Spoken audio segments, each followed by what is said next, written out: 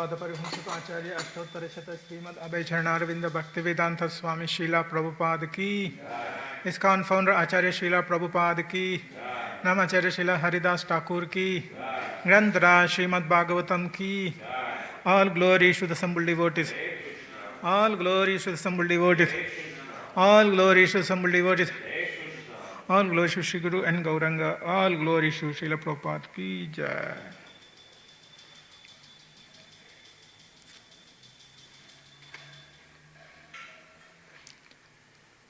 Hare Krishna. So, welcome to the morning Bhagavatam class. And today we are reciting from the Canto 3, chapter 25 and the text 22. The chapter name is The Glories of Devotional Service. Om Namo Bhagavate Vasudevaya.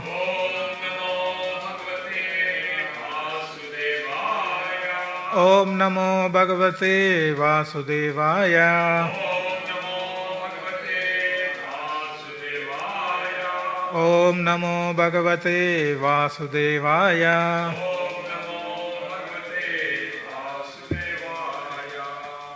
Okay, text 22. Mai ananyena bhavena bhaktim kurvanti ye drudam matkrute tyaktva karmanas Chakta swajana bandhava Mai ananyena bhavena Bhaktim kurvanti ye drudam Matkrute chakta karmanas Chaktva swajana bandhava Mai ananyena bhavena Bhaktim kurvanti ye drudam Matkrute tyaktva karmanas Tyaktva swajana bandhava Prabhuji.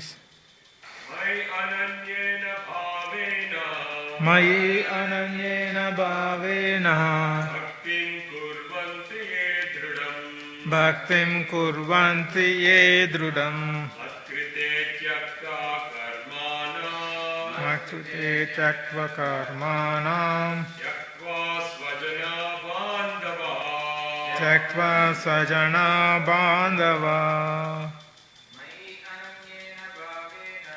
Mai ananyena bhavena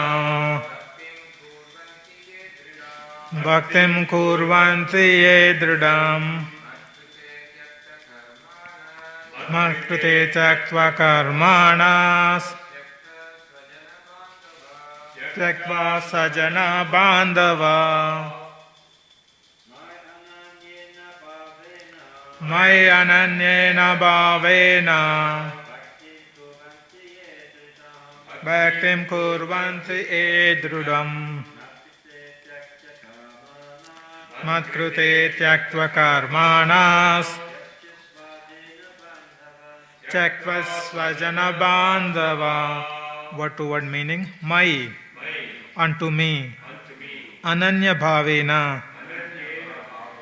Ananyena bhavena. With undeviated mind. Bhaktim. Devotional service. Kurvanti. Perform. Ye. Those who. Drudam. Staunch. Matkrute. For my sake. Tyakta. Renounced. Karmana. Activities. Tyakta. Renounced. Swajana. Family relationships. Bandhava. Friendly acquaintances. Translation and purport by Jagadguru Srila Prabhupada Ki Jai. Translation, please repeat with me. Such a sadhu engages in staunch devotional service to the Lord without deviation. For the sake of the Lord, he renounces all other connections, such as family relationships and friendly acquaintances within the world. Purport. A person in the renounced order of life, a sannyasi, is also called a sadhu because he renounces everything: his home, his comfort, his friends, his relatives, and his duties to friends and to family. He renounces everything for the sake of Supreme Personality of Godhead. A sannyasi is generally in the renounced order of life, but his renunciation will be successful only when his energy is employed in the service of the Lord with a great austerity. It is said here, therefore, bhaktim kurvanti ye drudam. A person who seriously engages in the service of the Lord is the renounced order of life, is a sadhu. A sadhu is one who gives up all responsibility to society, family, and worldly humanitarian simply for the service of the Lord.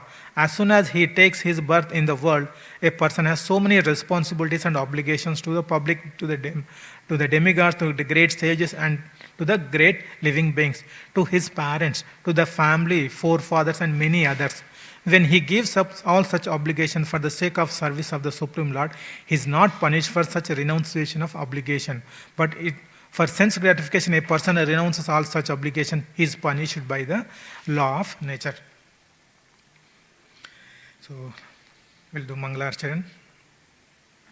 Om Ajnanatimirandasya Jnananjana Shalakaya Chakshurunmilitam Yena Tasmai Shri Gurave Namaha Shri Chaitanya Manobishtam Stapitam Yena Bhutale Swayam Rupa Kadamahyam Dadate Swapadantikam Vandeham Sri Guru Sri Yuta Padakamalam Sri Gurum Vaishnavamsa Sri Rupam Sagrajatam Sahagana Raghunathanvitam Tam Sajivam Sadvaitam Savadutam Parijana Saitam Krishna Chaitanya Devam Shri Radha Krishna Padam Sahagana Lalita Sri Vishakanvitam Sya He Krishna Karuna Sindhu Dina Bandhu Jagatpate Gopesha Gopika Kanta Radha Kanta Namostute Tapta Kanchana Gaurangi Radhe Vrindavaneshwari Vrishabhanu Sute Devi Pranamami Hari Priye Vancha Kalpa Tarubhyascha Krupa Sindhubhya Evacha Patidanam Pavanebhyo Vaishnavebhyo Namo Namaha Jai Shri Krishna Chaitanya Prabhu Nityananda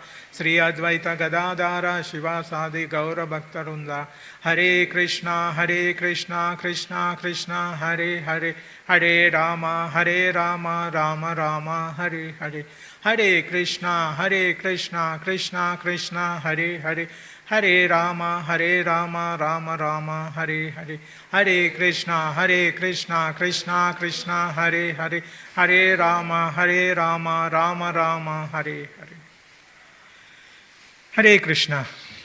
So welcome once again. So we are continuing reading the chapter The Glories of Devotional Service from the Canto 3. So today's verse is text 22. Just we'll recap what all the things we have discussed in this chapter so far. So the current sage Kapila started speaking the philosophy to Mother Devahuti based on submissive request from Mother Devahuti. Sage Kapila started speaking the Sankhya philosophy, the Bhakti, so that the Devahuti will get the knowledge and she will be getting liberation from this material world. That was the intention. So as we learned in previous verses, this knowledge was not something new. Lord is speaking, Kapila is speaking to Devahuti. This was spoken to many great devotees and sages in the previously, and he is not manufacturing something new to his mother. It is the same philosophy which was followed, which was revealed to many people, and the same thing is continuing speaking the same philosophy. And in the last week, as part of the explaining the bhakti, the devotion, in the last week we discussed about the modes of material nature, how it impacts our consciousness. If we are entangled in the modes of under the modes of material nature, we will be moving away from bhakti. But when our consciousness is improved, when we improve our consciousness, when we start thinking about Krishna, when we start focusing on lotus feet of Krishna, we will be coming out of the modes of material nature and we will be continuing in our path of devotion. And subsequently, in the last few verses, many devotees spoke about in the bhakti again, the jnana and vairagya. These are the important, some of the important ingredients of bhakti, which will help to progress in the path of bhakti. And later, it was in the last few verses, we were talking about sadhus. Like in the Chaitanya Mahaprabhu, Chaitanya Charitamrita, it was mentioned, sadhu sangha, sarva shastra kaya, lava matra sadhu sangha, sarva siddhi hoy. So, association of devotees, it is also one of the ingredients in the bhakti process. And in Prabhu, Adipurush Prabhu, yesterday he was explaining about this verse, the connection between this today's verse and yesterday's verse.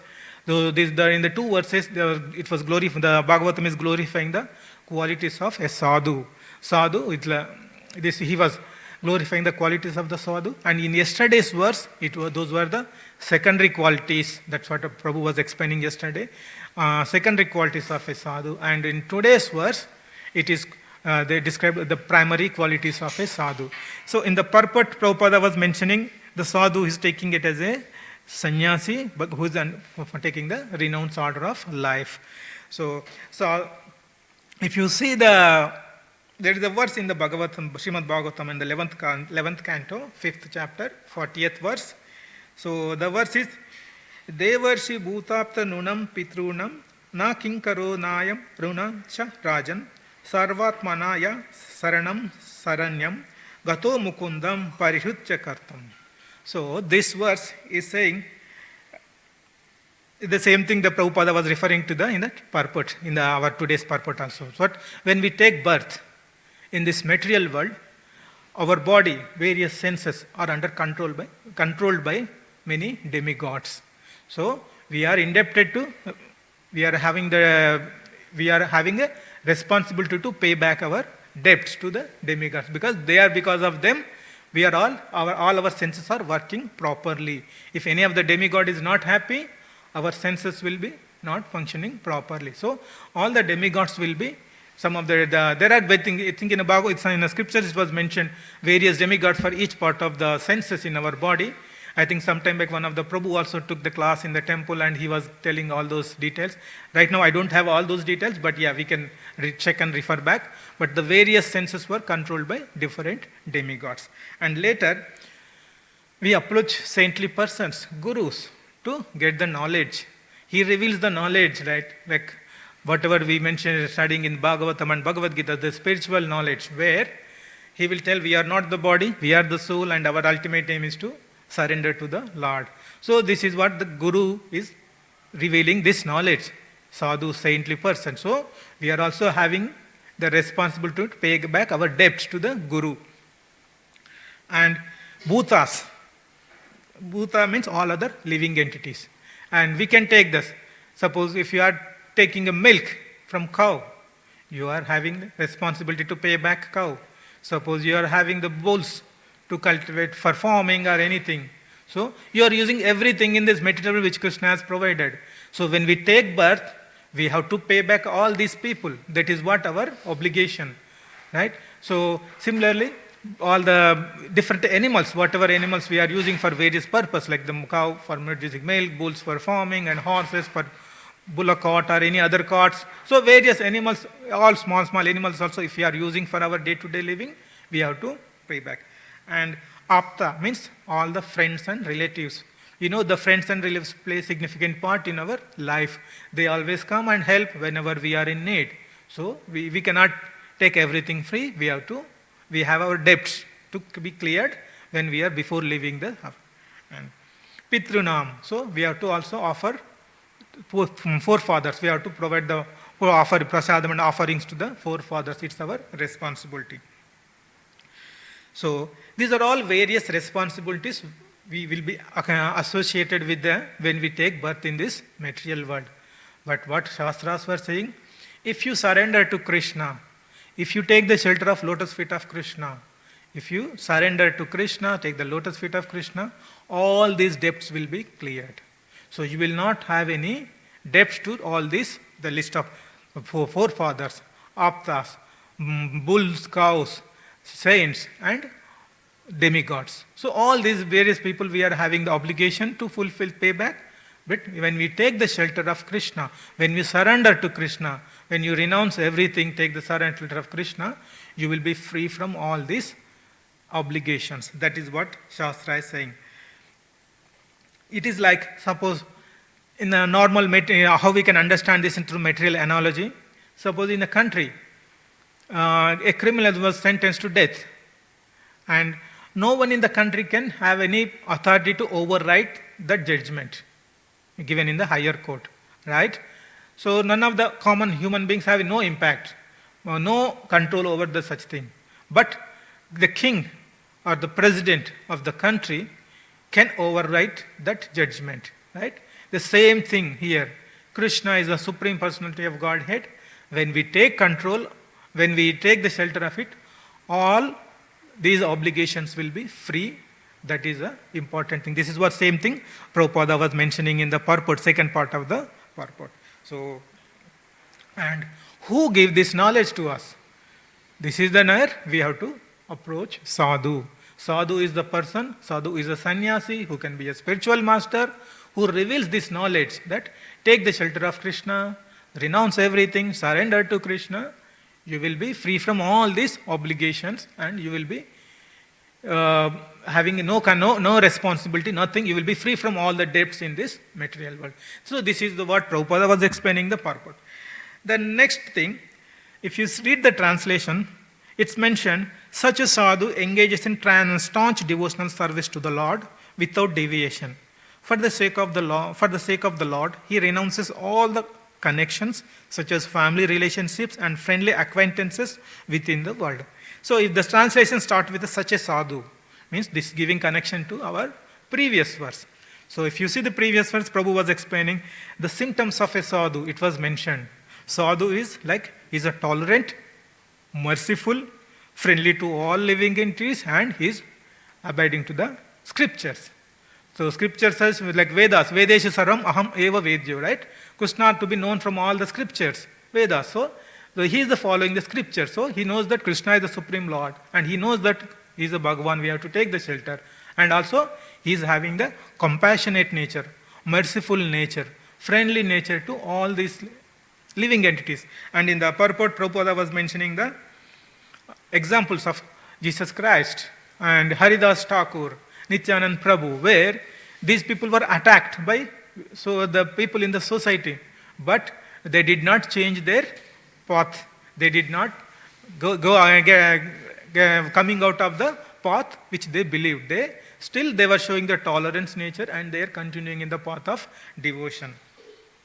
Now, such a sadhu, when this current today's verse, it is mentioning such a sadhu means the sadhu who is possessing all these qualities, merciful nature, tolerant, friendly nature, and is abiding the scriptures. So, such a sadhu, now, when we read, engages in staunch devotional service, and for the sake of Lord, he is renouncing everything. That is what. So, one side he is showing compassionate nature to all the living entities, at the other side, he is trying to renounce connections with all the family, friends, relations, etc. So, this is what we are trying to understand.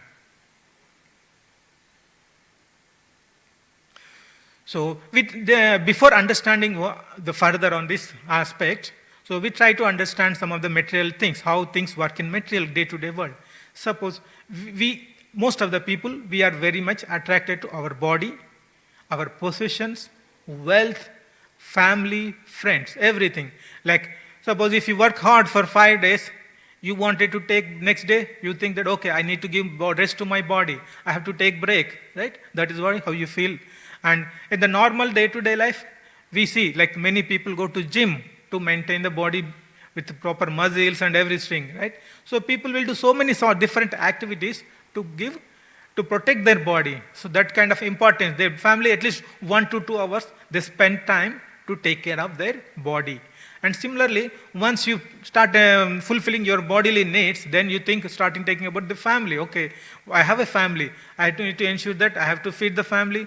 They should have a proper shelter, and they should have all the facilities to live comfortably. That's where you will focus. And the next time, then you will start thinking about recreation, social gathering, right? You wanted to have friends. You wanted to meet friends. They should have a chit chat with the friends. You want to have some kind of relation with the friends, spend time with friends, so that you wanted to maintain the relationship with the friends. Either you can help them or they will help you when they need. So these are all common activities in the material world. These are very important, and people are addicted this kind of atmosphere. Like in this last 2 years, we had COVID. The lockdown situation was there. Not many people were coming out of the house because of the various strict rules from the government, not only in Australia, throughout the world it was the same. So people were not able to come out and not able to see the friends and relatives, right? So what happened? Some of the people were distressed, they were under depression, they were having mental problems, so many other problems they were under. So why I am trying to, this is how much importance we are giving in the society, in the material world. These are like associating with the friends, families, taking care of the body, having necessary comforts to live happily. These are very most in the material world, the so-called material world. These are very quite common things, and we cannot get out of these things. But sadhus, what they are doing?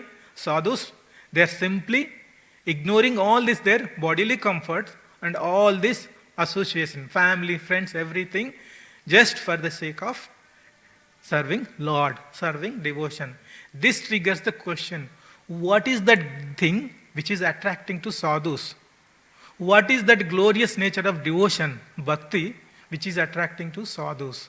So the chapter is also glories of devotional service, and we can use this opportunity to see some of the glorious nature of our bhakti, our devotional. So the sadhus are the ones who are coming out of this so-called the regular common process which we follow in the material world, associating with various people and bodily comforts. So what is that great thing? What is the great nature of the devotion which is attracting to sadhus? So, and they are sacrificing everything for the sake of that devotion. That is where we will discuss today.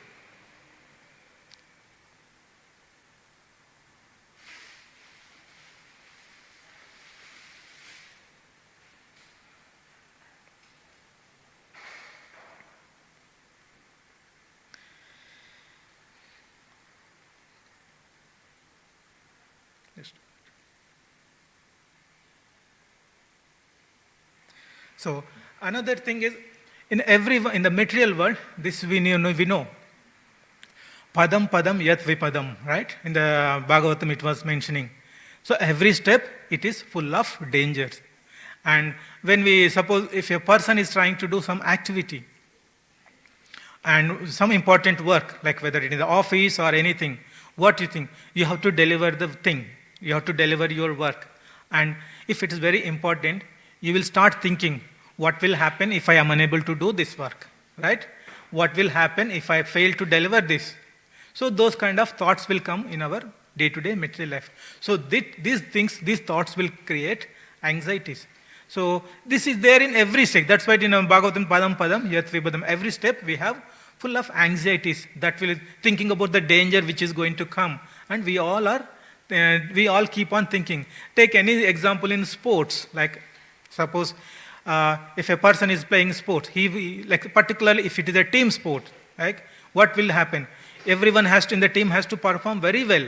And if one person is not performing well, his position will be not sure in the team, right? So this is one example in the material world where we can see they will keep on thinking it, right? Okay, I have to perform well. If I don't perform well, I will not be able to stay in the team, I will be coming out of the team, and I will be missing the opportunity. Same. And similarly, if in a corporate world, you will have big critical projects, which they will put so many millions of dollars to get the project completed. If the project is very critical, and if you don't deliver the project on time, then they will have a financial impact. So suppose if you are a manager, you are managing the project, your boss, senior management tells, I have given full authority. Whatever you do, you deliver the project on time, right? If they tell something, then what you will do? You will take the advantage of your support. The senior management is there with you. You will take all required actions. If required, you will push the team to work hard and put the pressure, because the team know that you have the backing of your senior management. They cannot question, right? So they will do all sort of things. Same thing in the sports also. Suppose example I can take. Suppose in a cricket, you are a batsman. Your captain and coach will come and tell you, okay, this bowler, you go against this bowler aggressively. Don't worry if you get out. We will, if you go and score runs, if you get out, no problem. But you go aggressively against this bowler, captain or coach tells, then what will happen? You will feel confident. You don't worry about the end result, right? You will see, okay, I am as per coach and captain's feedback, I will go and try. I don't bother about the end result. That will keep you in your mind. So what it means, all these examples tells, same thing, like if you are a government of Prime Minister of India or Prime Minister of Australia, tell something to do that. You know if the government support is there, you will be able to perform all such activities very seriously without any worrying about the result. Same thing, these are common material people, they are giving the assurance and their people are working on. But when Krishna is there, Krishna is telling that same thing. Krishna is the Bhagavan, Supreme Personality of Godhead. He is the possessor of all 6 opulences in full. No one is having more opulences than Krishna. He is the master of all mystic yogis. So he can do anything. Such a person, Bhagavan, if Krishna gives assurance to everyone, okay, do this. I am there to take care of everything. What you will do? Just you common material people, you are relying so much. When Krishna is telling something, that okay, do this. I will protect you. I will take care rest. Just you follow my instructions. Krishna tells, everyone will follow. We should follow everyone, right? Seriously, we have to take those instructions seriously. In the Bhagavad Gita and Bhagavatam, there are many instances where people, Krishna was mentioning these instructions. I'll quickly provide the 3 references, and based on that, we'll discuss further. The first one is chapter 18, the 66, the famous verse. Sarva dharman parityaja mameka sharanam raja ahantam sarva papebhyo mokshashami mashucha. So what this verse is telling, abandon all varieties of religion and just surrender unto me. I shall deliver you from all sinful reactions. Do not fear. So Krishna is telling, leave all the other religious activities and just surrender unto me, do devotion. And he's saying, do not fear, don't worry. This kind of assurance Krishna is giving to everyone in this material world. Take it this thing, do whatever I'm saying. So in general, in Prabhupada and many lectures it was mentioning, where Bhagavad Gita finishes, Bhagavatam begins. So this is the last verse, surrender all religious activities, abandon all religious activities and surrender unto me. And in the first canto of the 2nd chapter, Srimad Bhagavatam says, Savaim punsa paro dharma yato bhakti adukshija. Here Bhagavad Gita says, abandon all religious activities. And Bhagavatam is saying, yato bhakti atokshija. Savai pumsa paro dharma. The ultimate aim of mankind is bhakti to adokshija, bhakti to Supreme Lord. So the Bhagavatam is saying, okay, perform the devotion activity to Krishna. And then what will happen? I shall deliver you from all sinful reactions. That is the Krishna is giving the assurance. When you do bhakti to Adokshaja, Krishna, you will be free from all things. Krishna is saying, do not fear. Don't worry about anything. Just take the instructions seriously. This is the glorious nature of devotion that attracts sadhus to renounce everything. Those who realized this, not just knowledge, those who realized this knowledge, this message from Krishna, they will be renouncing everything. They will be taking the shelter of Krishna. This is the assurance, this is the promise Krishna is giving through our scriptures. So those who realize, they will be surrendering, they are renouncing everything. That is this is one of the glorious nature of the devotion we can understand. And another reference we can take about from the Srimad Bhagavad Gita. Tesham satata yuktanam bhajatam priti purvakam dadami buddhi yogam tam ye namami upayantite. It is one of the Chatusloki Bhagavad Gita verse. Here also Krishna, those who are constantly devoted to serving me with love, I give the understanding by which they can come to me. Again he's saying, you constantly do the service to me, I will give the knowledge to come to me.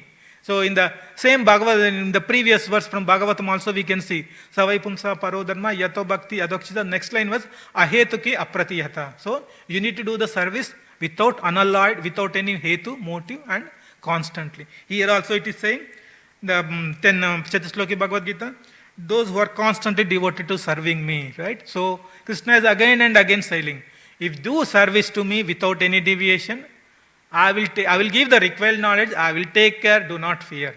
So this is the message. The sadhus are getting attracted to these messages. Then they realize they are surrendering to Krishna, without any hesitation, without any second thought. And the another verse is, even I regularly quote this verse, 9.22. Ananyah chintayanto mam yejana paryupasate tesam nityabhijuktanam yogakshemam vahamiham. What is the translation says? Again, those who always worship me with exclusive devotion, meditating my transcendental form. To them I carry what they lack and I preserve what they have. Right? So again here also, always worship me.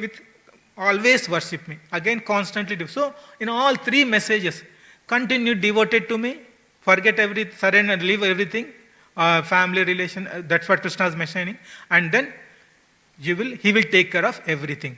This message is attracting the sadhus to renounce everything.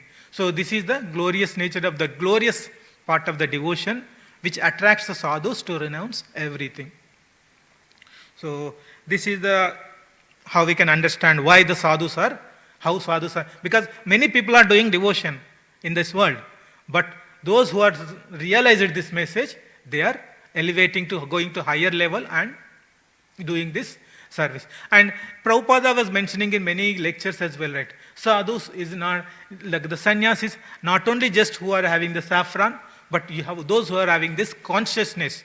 When your consciousness, you develop that renunciation. Right? You are not attached, without attaching the result, you do the work.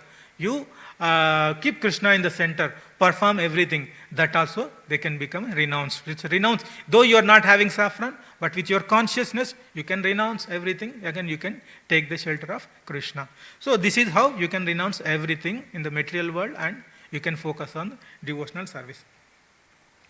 And the next aspect of the devotion is, one of the key things, love is used in the devotional aspect. So love is one of the important thing which comes in our devotion. Prabhupada was mentioning many places, right? Love is the most frequently used word, but understand very least. We understand very least about the love, but we use more frequently. That's what Prabhupada. I was referring to for this verse. I was looking the book, the Bhakti, the Art of Love. One book is there by Prabhupada. It is all the summary of all the nectar of devotion and various lectures. So I was referring those for this proper verse. So in that introduction, first line, it was mentioned. The love is the word which we use more frequently, but understand least about. So then we'll try to discuss about that. This is love is one of the important part in improving our bhakti, our sadhana, right? So when we see in the material world, this love comes into picture in different dimensions, different flavors. Like within a family, the family means husband and wife, mother and father, between brothers, brother and sister. All these family relations are surviving with this love and loving exchange relationship. And we have a friends. We will have a relation with the friends. That is a loving, with a love. When you have a love only, you will have a friend and you will help each other. And the city where you live, also some people very much attached to the city where they live. They love their hometown or the place. And they love your state. Suppose when you see in Australia, every year, the state of origin match will happen between NSW and Queensland. And all the people will support their respective states. We can see that they love, all the rugby league matches will happen between these two states every year.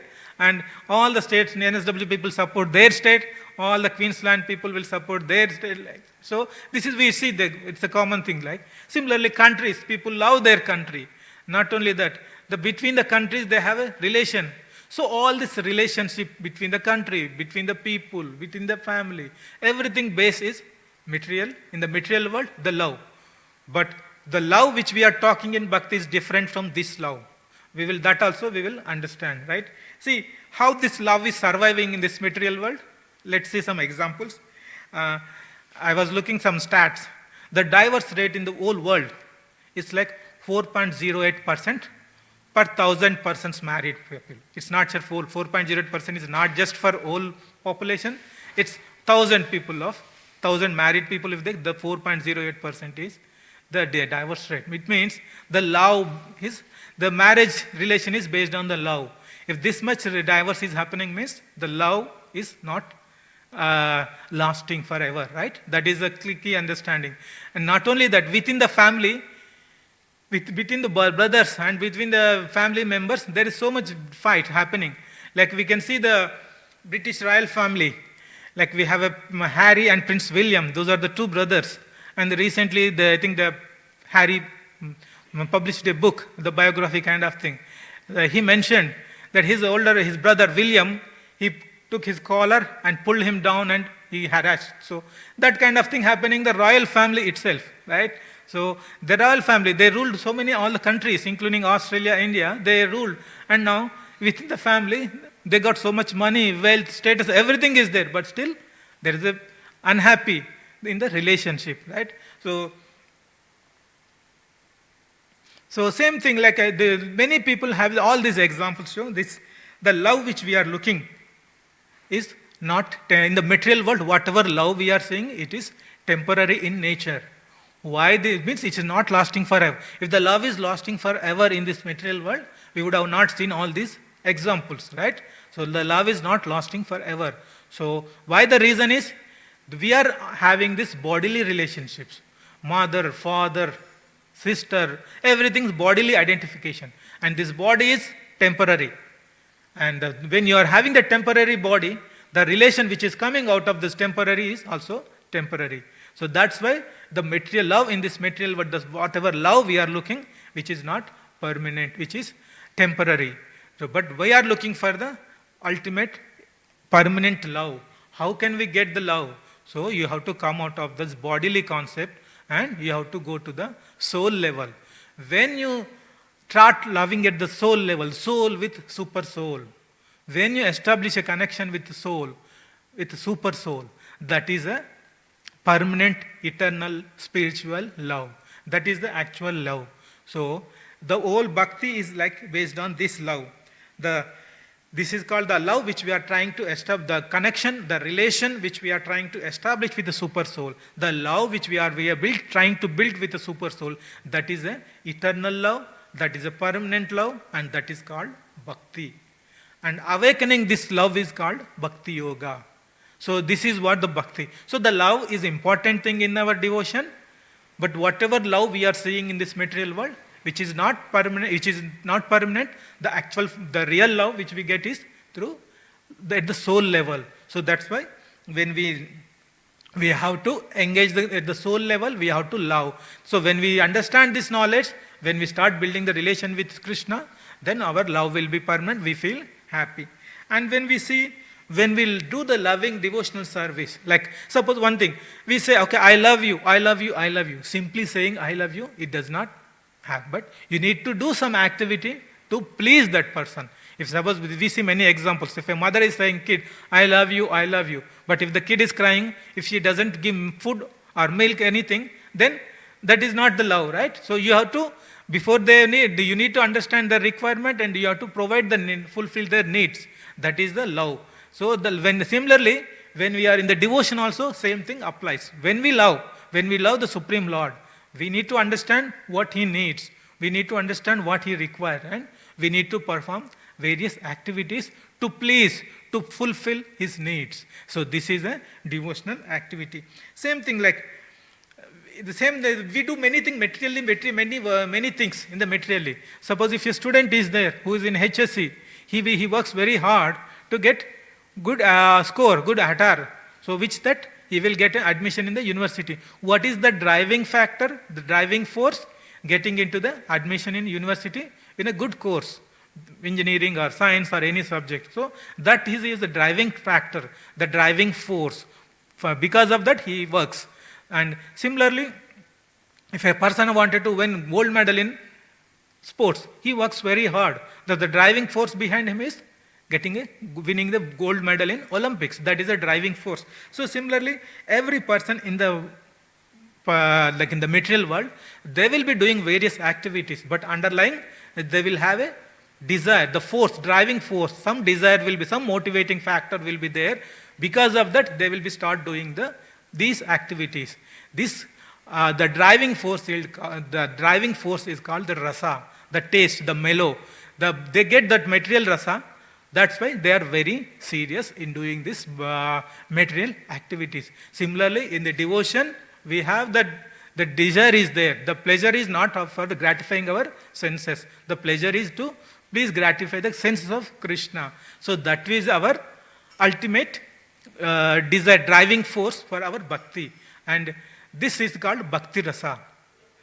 The rasa which will forcing the driving force which force you to perform this devotion. That is where the sadhus get attracted to this rasa, and they will be doing more and more activities, service to please Krishna. Anyone who is a sadhu, who is a devotee, this rasa, the bhakti rasa, where the driving force to perform the devotion, that helps you to, drives you to do more and more bhakti. See, in a common material example, suppose I have to take care of my family, that is your driving force. So you will work very hard 5 days a week, and when weekend comes, you will try to look for something different. So all these 5 days, your desire is to earn so much money to take care of your family. But at the weekend comes, what happened to your 5 days desire? It is gone.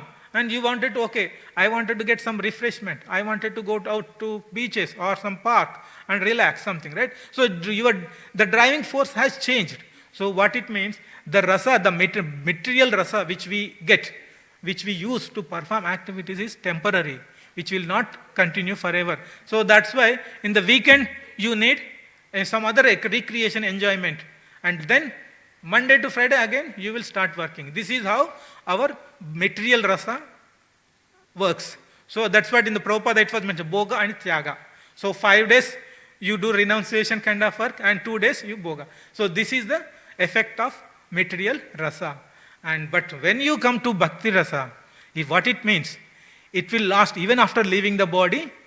The bhakti, the driving force will continue, right? That is what amrita is the one main word we use to say that if it will never, which will help you to not to die, right? That's where in this context the bhakti rasamrita sindhu, bhakti rasamrita. So the bhakti rasa which is amrita means which will never die, which will keep you even after taking, if after death it will continue. How we can understand this? So we can. In the 6th chapter of Bhagavad Gita, we have the verse, right? If the person who is doing yoga, bhakti, and he is unable to continue, what will happen? He will take the birth in aristocratic family or a rich family, and he is able to continue. Not only that, the famous verse in Bhagavad Gita 2.40, Neha Vikrama Nasosti Pratyavayina Vidyate Swalpam Apiyasya Dharmasya Trayat Mahato Bhayat. So what is the greatest fear in this world? In the material people will tell so many things, but in a real fear is taking repeated birth and death, coming out of this cycle. That is the greatest. The soul should not get into this kind of cycle. That is the greatest fear. And what we have to do? Whatever swalpam apiyasya dharmasya. If you do some small amount of devotion, if you do 1% of devotion in this life, in the next life you will start from 2%. If you completed 60-70% of the devotion in this life, you will be starting from wherever you stop. So this is the assurance Krishna is giving. So another thing is, like whatever we prepare in this, whatever activities we do in this life, that will decide our next birth. So when you do this material rasa, you do so many activities, but there is no guarantee that in the next life you will be having there is no guarantee that you will get human form, right? That is the material work, the rasa which you get and you do all activities, it will take you to any hellish planets, or it can take you to heavenly planets. We don't, but there is no guarantee that either you go to heavenly planets or go back to Godhead, or there is no guarantee that you will get a human form. There is no guarantee. But when you do with the bhakti, the devotional activities, it is guaranteed that definitely that this verse, if you do the devotion, only some amount of devotion you did, but you are unable to complete the devotion. But there is Krishna is assuring that you will be getting the chance to continue where you stopped. So this is the effect of devotional service. So considering all these things, this is the glorious nature of the devotion, which is giving assurance that, so an assurance in all dimensions, multiple factors, like we referred the verses in Bhagavad Gita and this verse, many verses, right? All these assurances and giving the realization to the sadhus, and because of that, the sadhus are able to renounce everything and they surrendering to Krishna. So I will conclude here. Any comments, any questions or any corrections. Yes, Prabhu. Appears from this shloka, this particular shloka, that the definition of sadhu is becoming more stronger and stronger. Like, I mean, it appears that a sadhu is one who is in the highest order of varna and the last stage of ashrama. Earlier verses, if you actually see, it's been defined sadhu as just like, a devotee of the Lord. Then it's been defined as, self-realized devotees. I mean, there are various definitions. So when and now this one appears to be like as a sannyasi. So, Prabhu, yeah, Prabhu, the devotion is like the gradual process, right? It starts from the because our practice, and we will reach to higher stage. So, in this process, we will see various aspects of devotion, right? So, that keeping that higher, the process, we can understand this. The final stage is the renounced order of life. Once you renounce everything, it's not final stage. Once you renounce everything, you will progress even higher in the bhakti. So, that way we can understand. So, the devotion is a process. When you, in the process of devotion, everything is devotion. When you do sadhana is a devotee. When you do prema bhakti is also devotee. In between also devotion, right? When you see the devotion at different level, you will understand. Like the below sannyasi also, sadhu, who is having the merciful, tolerant, he is also devotee, right? So that way we can understand. Devotion is not at the one goal, it's a process, right? So that is where we can see, understand. As part of the process, we will see various aspects. But the final goal is the prema bhakti, that is the topmost, that is a end on the, that's the conclusion, right? So in that aspect, keep that approach and understand, I think that will give you the right context. Yes, Prabhu. Thanks for the class. We were talking about the driving force for devotee is bhakti rasa. Our understanding of true devotional service is that devotee does everything for Krishna's pleasure, not my own. Yes. So can you clarify for me, because it seems there seems to be some motive for the devotee, that there will be some enjoyment. See, actually, that's what I actually, before that one, I was referring to 3 verses in Bhagavad Gita, right? The Sarva Dharmanu Parityaja, Mamekam Sharanam Raja, and Chatusloki Bhagavad Gita verse. So those verses telling that Krishna is giving assurance everything. You do constant devotion, I take care of everything, right? So that gives you the more, that gives the taste of the bhakti. And with that bhakti, when you continue, that will be the driving force, so that you will be able to continue. So Krishna's assurance is there, and you keep on doing the activities for Krishna's pleasure. So that is how I connected.